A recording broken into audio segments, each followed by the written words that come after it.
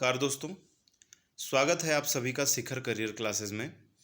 आज क्लास 4 है और आज का पाठ है हिंदी वर्णमाला भाग 2।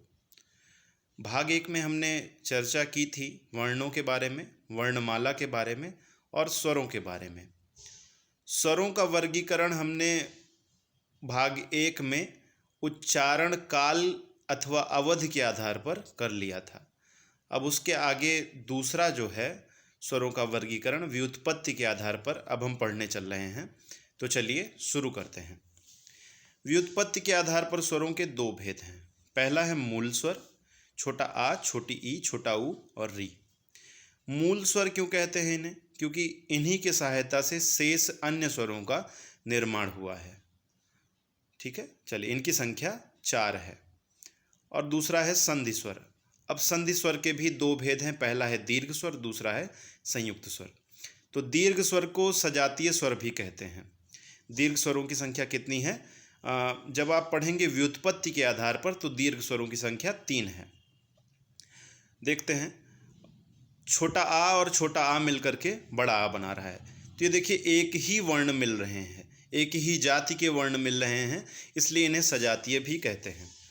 तो छोटा आ मिल करके बड़ा, छोटी मिल करके बड़ी, छोटा ऊ और छोटा ऊ मिल करके बड़ा ऊ बना रहा है। अब अगला भेद है इसमें संयुक्त स्वर। इनको विजातीय कहते हैं। विजातीय कहने का कारण यही है क्योंकि दो अलग वर्ण मिल करके एक तीसरे स्वर का निर्माण कर रहे हैं। अब देखिए आ और ई मिल करके ए बना रहा है, ए। और कल हमने पढ़ा था ए क्या है? संकर है, संकर। ठीक, चलिए अब आ और ये वाला ए मिला तो ए बना, और ए क्या है? नवीन संकर है, नवीन संकर। चलिए उसके बाद आ और ऊ मिला तो ओ बना, ओ, और ओ क्या है? संकर है, संकर। उसके बाद आ और ओ मिला, ये वाला ओ, तो औ बना, औ क्या है? औ है नवीन संकर। तो इसमें से पहला और तीसरा ए और ओ संकर है, और दूसरा और चौथा ए और औ नवीन संकर है। यहाँ से प्रश्न बनता है। अब आगे देखते हैं। अब हम स्वरों का वर्गीकरण करने चल रहे हैं जीभ के प्रयोग के आधार पर। जीभ का कौन सा भाग किस स्वर को बोलने में प्रयोग किया जाता है उस आधार पर। चलिए इसमें देखिए 10 ही स्वर लिए जाते हैं, री को नहीं लिया जाता। उसका कारण ये है क्योंकि री अशुद्ध स्वर है। हिंदी वर्णमाला में कुल स्वर तो 11 हैं, पर शुद्ध स्वरों की संख्या पूछी जाए तो वो 10 है। री को उसमें नहीं गिना जाता, री अशुद्ध माना जाता है। तो अब आगे जो भी हम वर्गीकरण करेंगे उसमें री को नहीं लेंगे। 10 ही स्वरों का वर्गीकरण हम करेंगे, 10 ही स्वरों को बांटेंगे। देखते हैं जीभ के प्रयोग के आधार पर जीभ का कौन सा भाग प्रयोग होता है किस स्वर को बोलने पर, उस आधार पर स्वरों को 3 भागों में बांटा गया है। पहला है अग्र स्वर। जिन स्वरों के उच्चारण में जीभ का अग्र भाग प्रयोग होता है उसे अग्र स्वर कहते हैं। ये 4 हैं, इनकी संख्या 4 है। छोटी ई, बड़ी ई और ए और ऐ। अब देखिए छोटी ई, बड़ी ई, ए और ऐ, ये अंत में देखिए नोकीले हैं, पॉइंट निकला हुआ है यहाँ पर पे, ये देखिए पॉइंट निकला हुआ है। और जीभ भी आगे कैसी होती है? नोकीली होती है, नोकीली। तो जो स्वर नोकीले हों, री को छोड़ करके जो 10 बचे हैं उनमें से जो नोकीले हैं, और ये चारों भी नोकीले हैं, तो ये अग्र स्वर हैं। याद करने का तरीका इनका है कि ये अग्र स्वर हैं। अब आपको 10 में से 4 याद हो गए। जो नोकीले हैं तो जीभ भी आगे नोकीली है, तो ये अग्र स्वर हैं। अब आप केवल मध्य स्वर याद कर लीजिए और बाकी जो भी बचेगा उसको पश्च स्वर में रख देंगे। अब देखिए मध्य स्वर देखते हैं। जिन स्वरों के उच्चारण में जीभ का मध्य भाग प्रयोग होता है उसे मध्य स्वर कहते हैं। इनकी संख्या 1 है। कौन सा है? छोटा आ। ठीक है, अग्र स्वर ई, ए, ऐ, और मध्य स्वर क्या है? छोटा आ।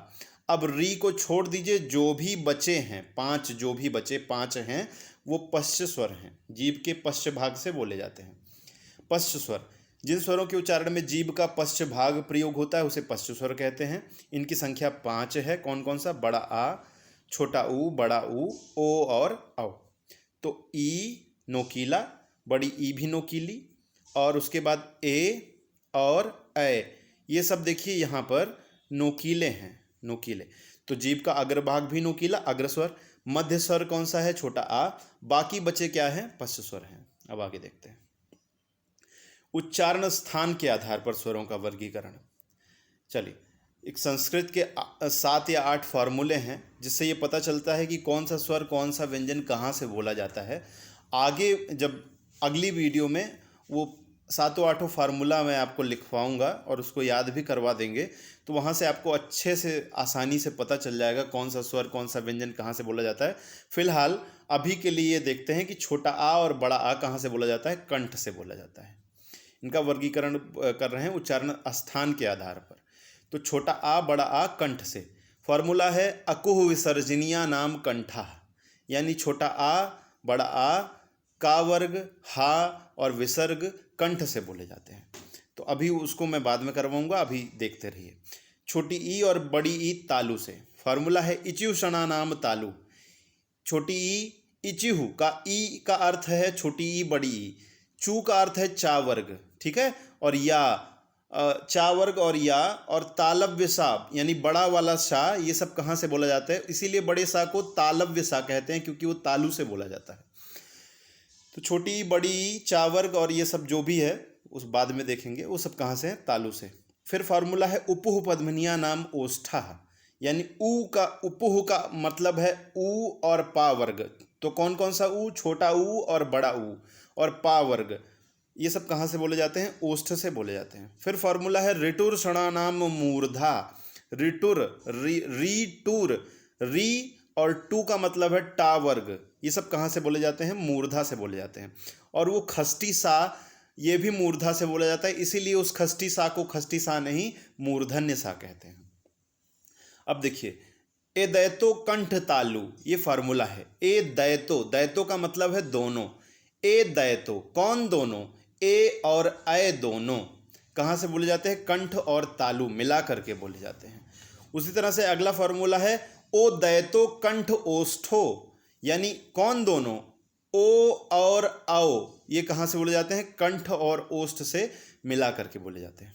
चले, अब ये खत्म हो गया। अब हम अगला वर्गीकरण पढ़ रहे हैं मुखाकृति के आधार पर, यानी कि किस स्वर को बोलने में मुख की आकृति कैसी बनती है उस आधार पर। तो पहला है संवृत्त स्वर। जिन स्वरों के उच्चारण में मुख द्वार लगभग बंद रहता है, बिल्कुल छोटा सा मुंह खुला होता है, उसे संवृत्त स्वर कहलाते हैं, वो संवृत्त स्वर होते हैं। अब देखिए, इसको भी याद करने का तरीका अभी मैं बाद में बताऊंगा, पहले देखते हैं। छोटी ई बड़ी ई, छोटा ऊ और बड़ा ऊ, ये संवृत्त स्वर है। फिर अगला है अर्ध संवृत्त स्वर। अर्ध संवृत्त स्वर वो होते हैं जिनके स्वरों के उच्चारण में मुख द्वार आधा बंद रहता है, अर्ध संवृत्त कहलाते हैं। ए और ओ, ये अर्ध संवृत्त हैं। उसके बाद देखिए विवृत्त स्वर। जिन स्वरों के उच्चारण में मुख द्वार सबसे बड़ा खुलता है, आपका मुख जिस स्वर को बोलने में सबसे बड़ा खुलता है उसे विवृत्त स्वर कहते हैं। उसका उदाहरण क्या है? बड़ा आ।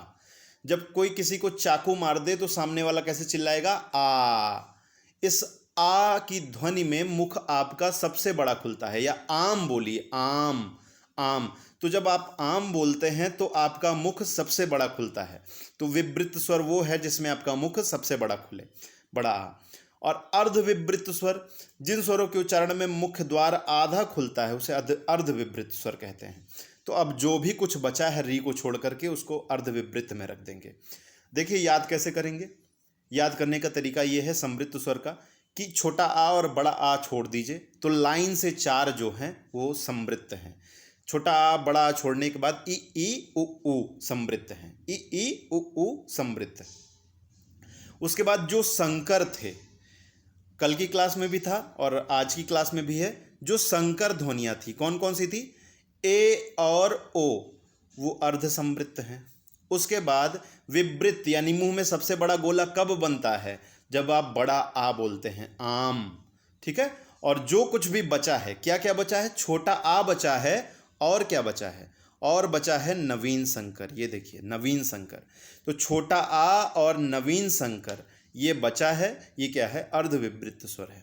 उसके बाद देखते हैं ओष्ठों की आकृति के आधार पर स्वरों का वर्गीकरण। कुछ स्वरों के उच्चारण में ओष्ठ वृत्तमुखी या गोलाकार होते हैं। जब आप बोलते हैं उनको तो मुंह बिल्कुल गोल सा बन जाता है। अब आप एक बार बोल करके खुद से देखिएगा री को छोड़ करके कि कौन कौन से ऐसे स्वर हैं जिनको बोलने में, देखिए उच्चारण सही होना चाहिए, इस बात का ध्यान रहे कि किसको बोलने में कौन कौन से स्वर हैं जिनको बोलने में आपका मुंह बिल्कुल गोल हो जाता है। तो कुछ स्वरों के उच्चारण में ओष्ठ वृत्तमुखी या गोलाकार होते हैं और कुछ के उच्चारण में गोलाकार नहीं होते। इस आधार पर दो भेद हैं। पहला है वृत्तमुखी। जिन स्वरों के उच्चारण में ओष्ठ वृत्तमुखी या गोलाकार होते हैं, कितनी संख्या है? 4।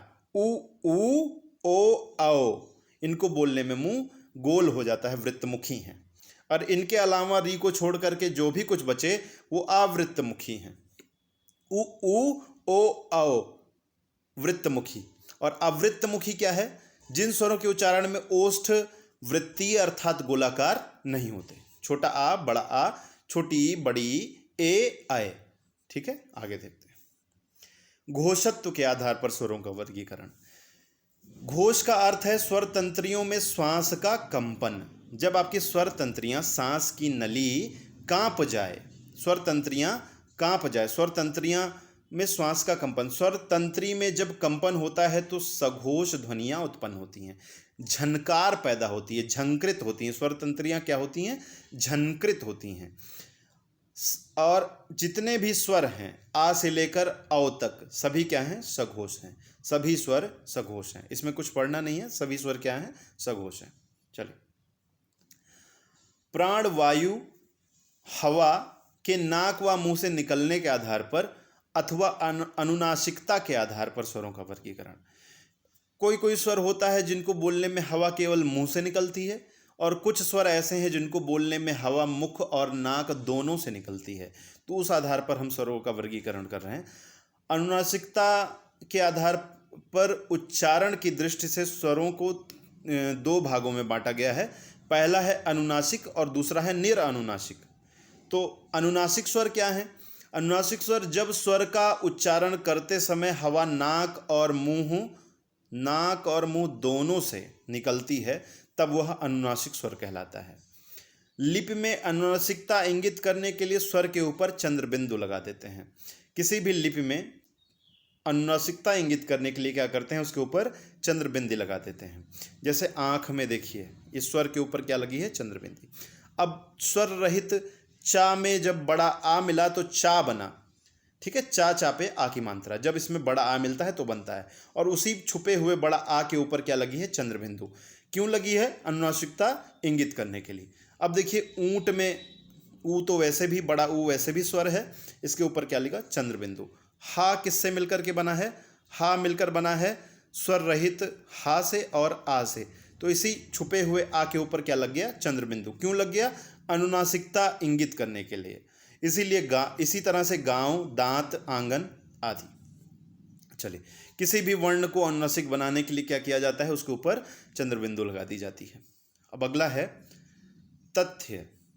जहां वर्ण की शिरोरेखा के ऊपर मात्रा लगी होती है, ठीक है, वहां चंद्र बिंदु की जगह अनुस्वार का चिन्ह लगाना मान्य हो गया है। जैसे अनुनासिकता इंगित करने के लिए आप देखेंगे आंख, चांद, ऊंट में शिरोरेखा यानी कि जो रेखा खींची जाती है ये वाली, इसके ऊपर कोई मात्रा नहीं है इन उदाहरणों में। अगर कोई मात्रा ऐसे आ जाती है तो वहाँ पर चंद्र बिंदु ना लगा करके इसके पीछे एक अनुस्वार रख दिया जाता है, यानी अंक बिंदु रख दिया जाता है अनुनासिकता इंगित करने के लिए।